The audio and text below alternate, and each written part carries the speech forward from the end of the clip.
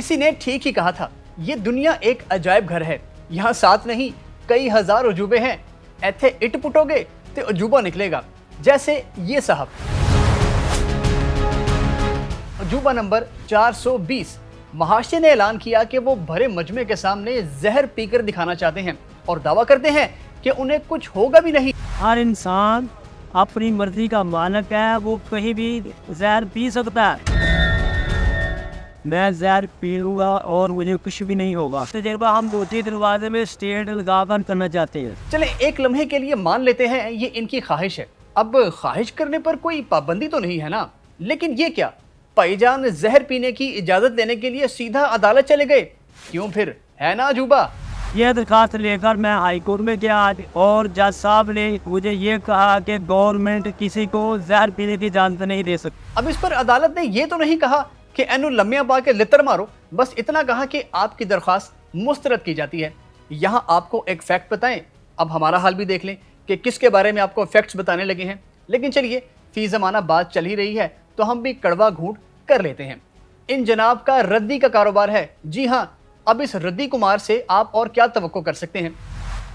खैर, जोक सपाट, दुनिया के कई ममालिक में ऐसा करने की इजाज़त भी है कि अगर आप अपनी ज़िंदगी से बेजार हैं तो अपनी ज़िंदगी का खात्मा कर सकते हैं। इसको यूथनेशिया कहते हैं। लेकिन इसका भी एक उसूल है, वो शख्स मरीज हो, उसका मर्ज लाइलाज और तकलीफ दे भी हो। जब कोई मरीज अपनी बीमारी से तंग आकर मरने का फैसला कर लेता है तो सबसे पहले डॉक्टर इस बात का तयन करता है कि आया मरीज की बीमारी काबिल इलाज है या नहीं।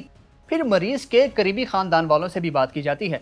जब यह तय हो जाता है कि मरीज इंतहाई कर्ब में है और इसका इलाज मुमकिन नहीं, तो फिर उसके मरने का एक दिन तय कर लिया जाता है। आखिरी रात को भी डॉक्टर मरीज के पास जाता है और पूछता है कि अगर उसने इरादा बदलना है तो बदल ले। मरीज के हतमी फैसले के बाद ही उसे पहले गहरी नींद सुलाया जाता है, फिर नींद में जहर का इंजेक्शन दे दिया जाता है ताकि उसे मौत का एहसास भी ना हो। इसलिए इसको डॉक्टर असिस्टेड सुसाइड भी कहा जाता है। इस्लाम समेत दुनिया के किसी भी मजहब में किसी भी सूरत अपनी जान लेने की इजाजत नहीं है, लेकिन यूरोप के कुछ मुल्कों में ये जायज़ है। बेल्जियम उन मुल्कों में सर फहरिस्त है जहाँ यूथनेशिया की खुली इजाज़त है। इसके अलावा Canada, Colombia, Luxembourg, Holland, Switzerland और अमेरिका की 6 रियासतों California, Colorado, Montana, Oregon, Vermont और वाशिंगटन में भी यूथनेशिया को कानूनी दर्जा हासिल है। व्यूअर्स, साल 2010 में एक बॉलीवुड फिल्म आई थी गुजारिश, जिसमें ऋतिक रोशन ने ईथन मैस्करेनस का करैक्टर निभाया है, जो एक पैरालाइज्ड मरीज हैं जिनकी टांगों में जान नहीं रही। फिल्म में दिखाया गया है कि उनकी जिंदगी कितनी तकलीफ में है और वो किसी के सहारे जिंदा हैं। ऐसे में वो अदालत से रिजू करते हैं कि उन्हें यूथनेशिया की इजाज़त दे दी जाए ताकि वो अपनी इस तकलीफ से छुटकारा हासिल कर सकें। लेकिन अदालत उनकी दरख्वास्त रद्द कर देती है।